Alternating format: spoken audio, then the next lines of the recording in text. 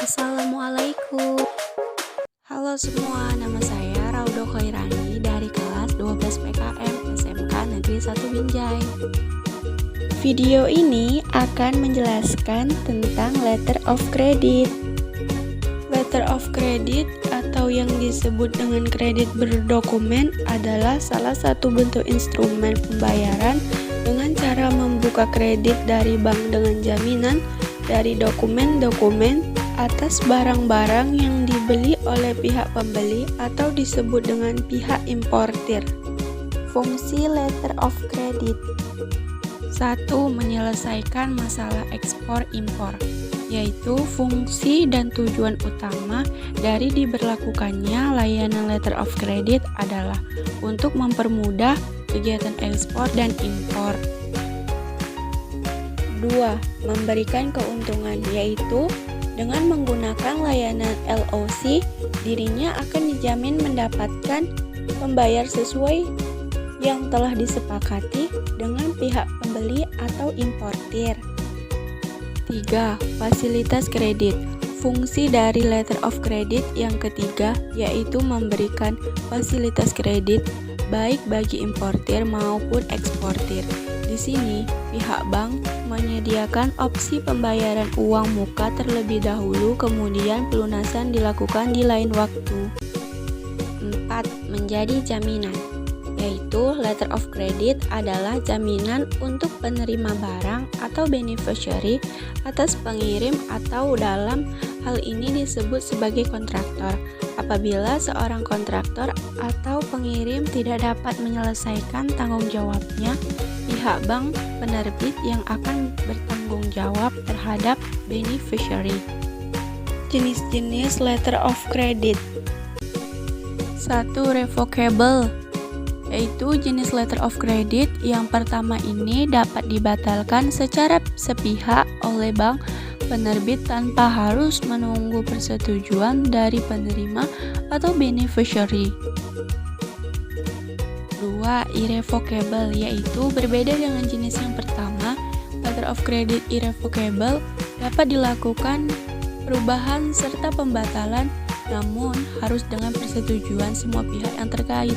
Apabila ada pihak yang tidak setuju, maka pembatalan tidak dapat dilakukan. 3. Back-to-back LOC merupakan jenis LOC yang menggunakan perantara sebagai beneficiary sehingga pihak bank perlu membuka LOC kepada penerima barang yang sesungguhnya. 4.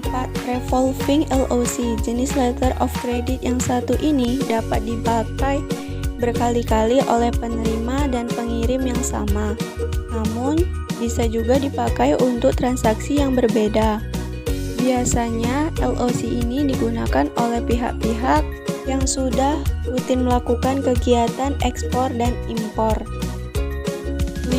Unrestricted LOC, letter of credit yang membebaskan penggunanya untuk melakukan negosiasi di bank manapun tanpa ada pembatasan dan pengecualian.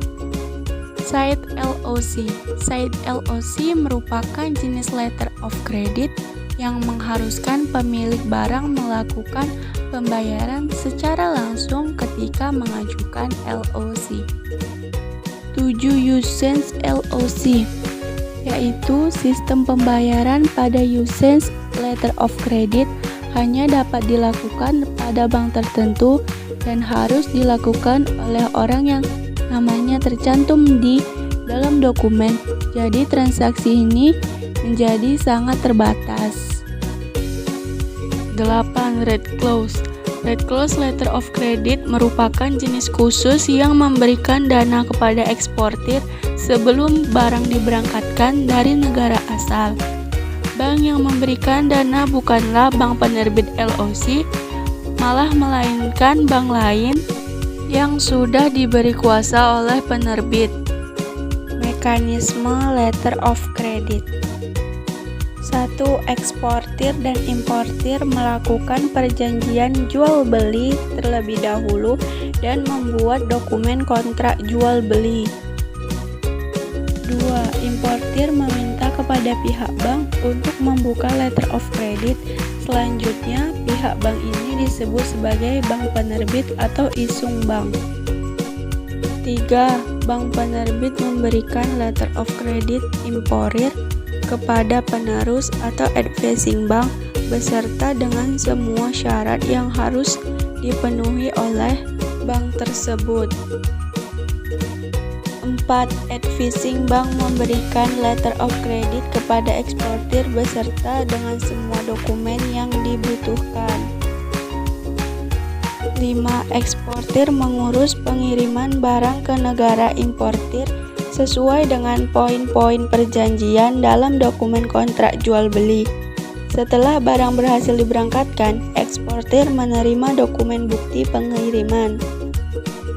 6. Dokumen bukti pengiriman diserahkan kepada advising bank oleh eksportir.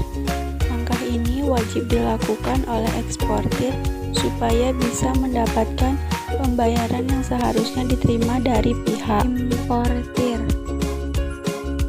7. Advising bank memeriksa dan memastikan bahwa dokumen yang diserahkan oleh eksportir sudah valid dan sesuai dengan ketentuan di dalam letter of credit.